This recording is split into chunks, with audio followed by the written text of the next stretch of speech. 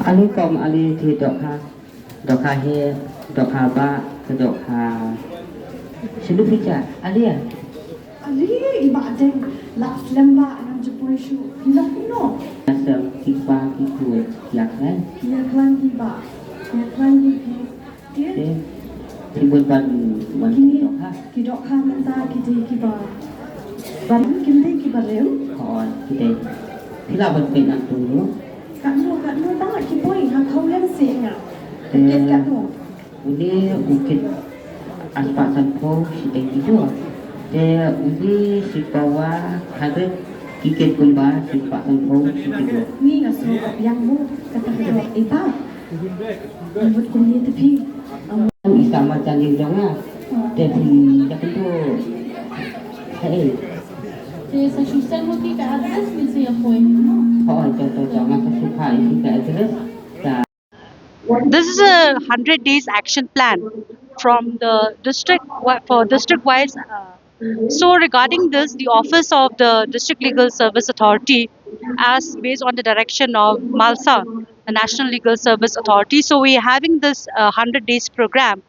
in which we are spreading awareness for prevention of child marriages in Meghalaya. Actually,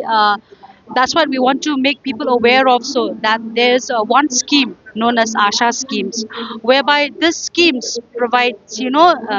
actions, support to all those children who are victim of child marriages. So regarding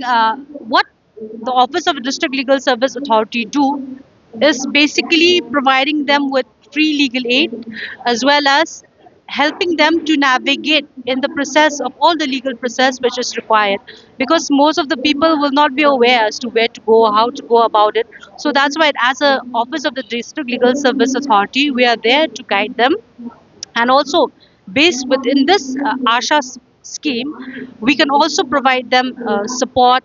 rehabilitation if required, so that all those victims as well as their family members can be protected. Okay, so the law is there. The law will take its own course, but also on the part of the District Legal Service Authority, we are always there, because as you're well aware,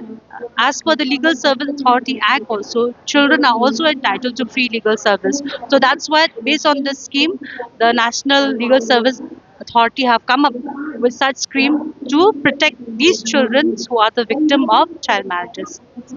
One thing we will see that in our community especially, there are, you can say, we will not say that marriages do happen, because if we look at the statistics, there's no such case under Child Marriage Act. Okay,